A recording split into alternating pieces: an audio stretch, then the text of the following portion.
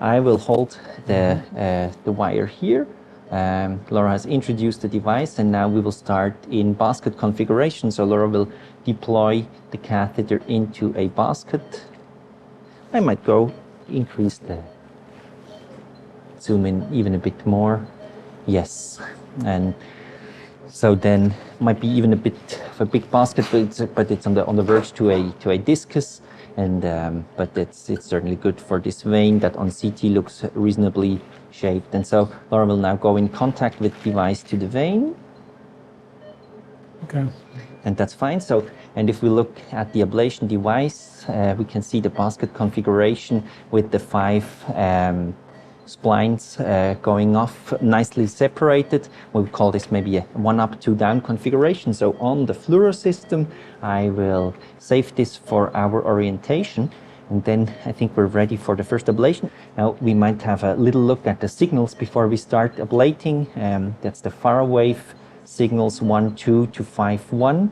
And those signals are recorded from the 3rd electrode on each spline to the 3rd electrode of the next spline. So it's quite large electrodes and quite large intra-electrode distances, giving these very large signals. And I think, Laura, we're ready for the first ablation. Yes, I think so. And so I think we're ready to start. On the generator, there's not too many options we can choose from. We can choose the voltage. It's possible to apply 1.8 kilovolt, 1.9 or 2.0, and our standard is to go with 2.0. And then once the system has been started up, then there I confirm that I would like to ablate, and then we will the first pulse.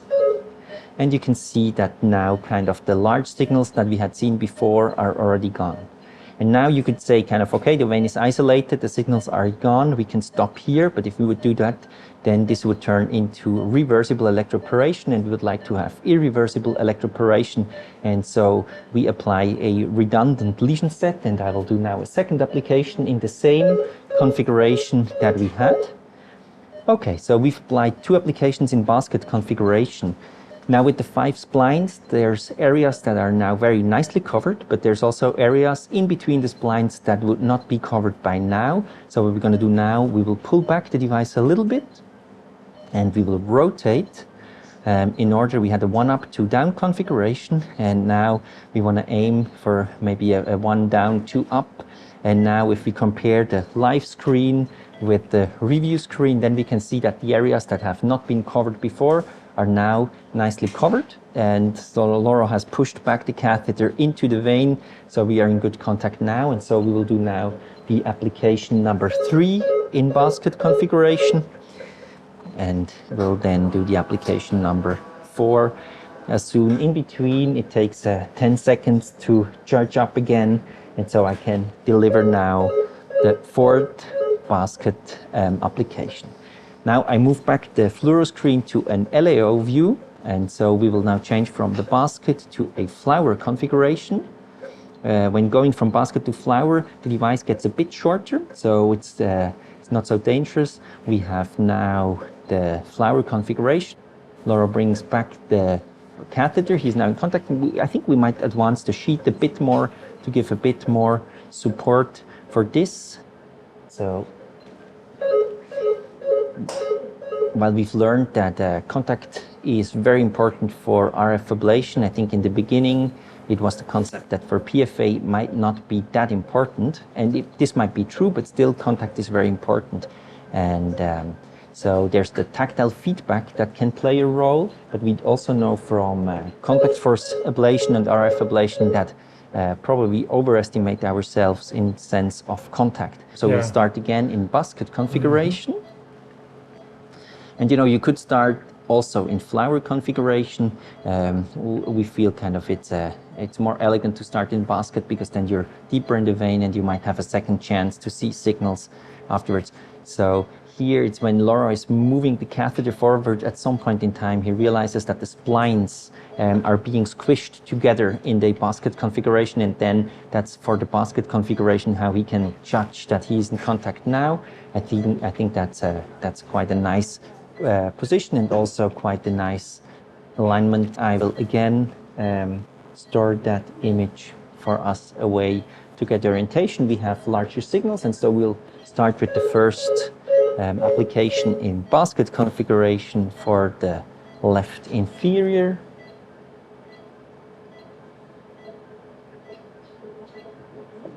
And that's the second one. And so after the two applications, we'll pull back the device a bit, we'll rotate, and again make sure kind of that we can now cover the areas that had not been covered before.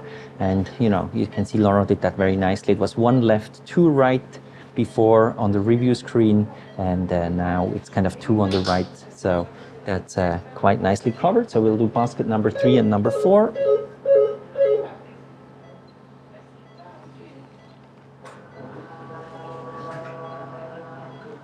That was basket number 3, and now we'll do basket number 4. Okay, so fluoroscopy is back to the LAO view. We'll change from basket to flower, and now again in the flower configuration, it's again kind of when are we in contact. And you can see on this view, like the flower looks almost like a disc right now. And when Laura is advancing it, then at some point in time, right now we did a scene to see kind of how the petals are being slightly bent back. So that means that right now he has good contact with kind of the vein, and the vein is kind of pushing back the petals, and that looks very nice on this view.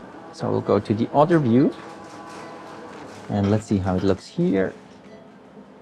Yeah, and we will save that for our reference. We'll start with the first flower application in the left lower vein.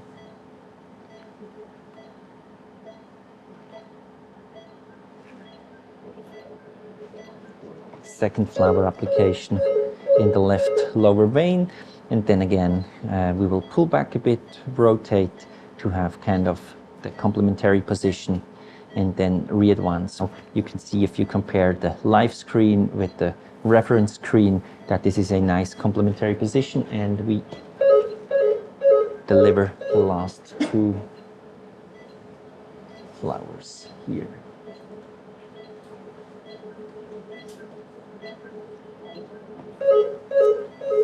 Okay, so we'll go back to the L view, and we'll now have to move from the left veins to the right veins. And in the beginning, we did it sometimes as we do it with cryo, that we fully pulled back the device into the sheath. But then we learned that sometimes if you do that, it might be a bit difficult to deploy on the right side again. So we've changed now, and we will always move it in a flower configuration, and then that means kind of that the device is already nicely deployed before moving over there. And so then it's usually not a problem to get it back into a nice basket. And that wire nicely and smoothly goes into the right upper. And so we will start again with a basket first. And so now again, if Laura wants us, it's a combination of a little bit of tactile feedback, and then again that we see kind of the basket starts kind of being squished together a bit. So this looks on this view very nice. For the right veins, I think it's even more important to check in a second view. And what we often see is no, here not. I think that's nicely aligned and nicely coaxial. We have a nice distribution, even distribution of the petals in the basket positions. And so I think we'll start with the first application in the basket position for the right superior vein, and I will save that as a reference. Signals again are gone, but as discussed before, we will continue to ablate to ensure that it's going to be irreversible electroporation. And so we will, for this one, when we ablate, Laura will cine, and so I have confirmed you can cine. And okay, and so what you had seen on this one is that kind of with the ablation there was stimulation of the phrenic nerve, and you could see how the device was moving up and down. So we did one more. So last basket for the right upper vein, and then we will now exchange from basket to flower for the flower applications of the upper Yes, perfect. I think that's a very nice example. That kind of the nose of the device is a little bit more advanced than the splines, and the splines are kind of bending back very nicely. None of the splines has fallen into the vein, and so we will check for the. We will now check for the second view. We see kind of how the wire is going kind of in the anterior direction, and we want to make sure that our sheath, device, and wire are coaxial. I think that's a very nice position, and so I will start to deliver the first flower again with a phrenic capture. We might discuss a little bit our sedation protocol. So it's a deep conscious sedation with a propofol. That's the standard that we use for RF, for cryo, and for PFA. So it's the exact same sedation protocol that we use for all the three modalities. And even though we see those fasciculations during the application of PFA, the patients can't. Oh, sorry. I think wait a second. No. Okay. Even though we see those fasciculations during the ablations, it's not an issue for the patients, and they have never complained. So now this is the second position that we have. It's nice. The alignment is good, and so we will do flowers number 3 and number 4 for the superior vein before then going to the inferior vein.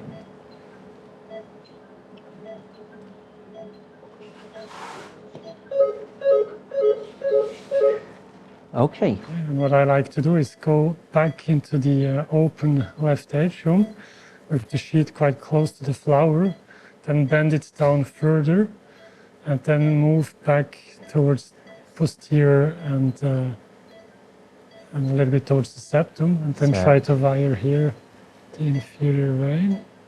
And yes, we're already in. Well done. Huh? One spline is probably in the vein. One spline might be prolapsed. So what do you do if you think that the spline is prolapsed? So I think now we first start anyway with the basket. Yes. I come back a bit and move to basket position. And we will do our first 2 applications in the basket configuration. We've stored our reference with. Again, I think now we have a even better covering of this part there, and so we will ablate this.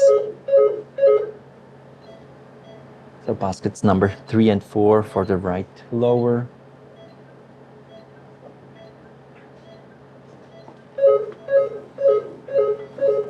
Okay, I think it looks very nice. Sheath, wire, and device perfectly coaxial, and so I think we can ablate first 2 flower applications.